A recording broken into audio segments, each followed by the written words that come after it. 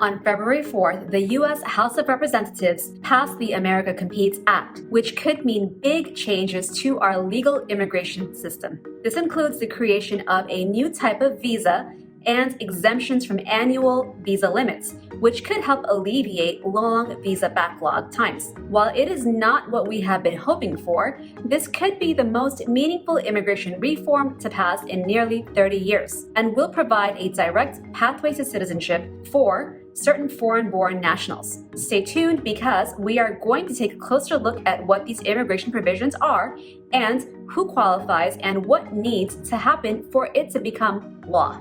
And if this is your first time on my channel, please be sure to subscribe and turn on notifications so that you get regular immigration news updates. So what is the America Competes Act? And how does it help immigrants come to the United States? A version of this bill was passed by the Senate back in June 2021, but it did not include many of the immigration provisions that have been included by the House on their version on February 4th. The goal of this bill is to help the economy compete even better than China by encouraging more immigrants to come to the U.S. via startups and skilled workers. Included are immigration options designed to attract entrepreneurs and foreign-born scientists and engineers to come to the U.S. Let's take a closer look at what these provisions are in the bill. First, the bill creates a new temporary visa called the W visa for qualifying entrepreneurs who want to start a business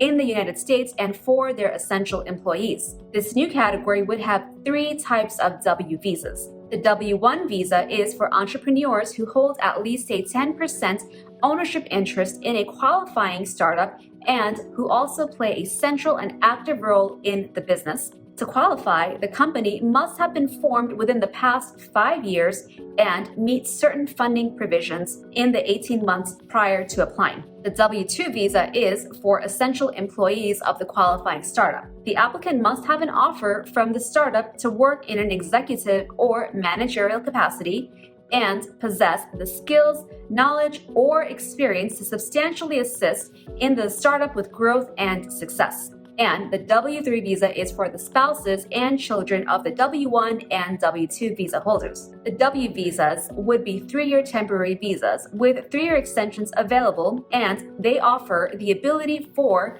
the holders to self-petition for lawful permanent residence if the startup meets certain financial benchmarks. Do you think that these immigration provisions will help immigrants come to the United States? Leave me a comment below and let me know. The next provision in the bill creates an exemption from annual green card limits and backlogs for foreign nationals who hold a PhD in a STEM field, meaning science, technology, engineering, or math. The applicant must have received their degree from a qualified U.S. research institution or an equivalent foreign institution and work in a field related to their PhD field. The spouses and children of these individuals would also be able to apply for permanent residence. This is meant to attract individuals who hold these degrees to come to the United States and to allow those currently earning STEM PhDs in the U.S. from U.S. universities to stay here and quickly obtain permanent residence. Because these visas would not count towards the annual country cap or green card limits, it would not only relieve the long wait time for many qualifying individuals seeking permanent residence, but it would also indirectly reduce wait time for other highly skilled workers. Now that the House has passed the America Competes Act, what needs to happen in order for it to become law? As with so much regarding immigration reform that we have discussed on this channel, so much depends on the Senate. Though they have already passed their version of the bill back in June, the Senate did not include many of the provisions the House has included in their updated version.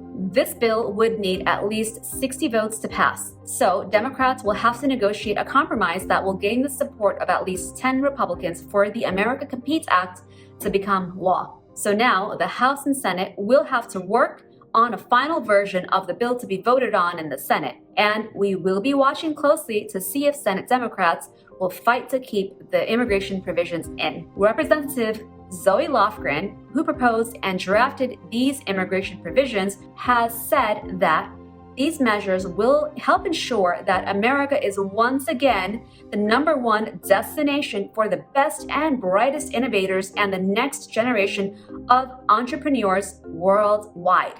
If you want to hear more about immigration reform, I will include a link to my video on the Build Back Better bill, which Senator Joe Manchin recently declared to be dead. I will also include bringing you additional immigration news as it becomes available. Be sure to subscribe and turn on notifications if you have not done so yet. Click here to watch this next video and I'll see you there.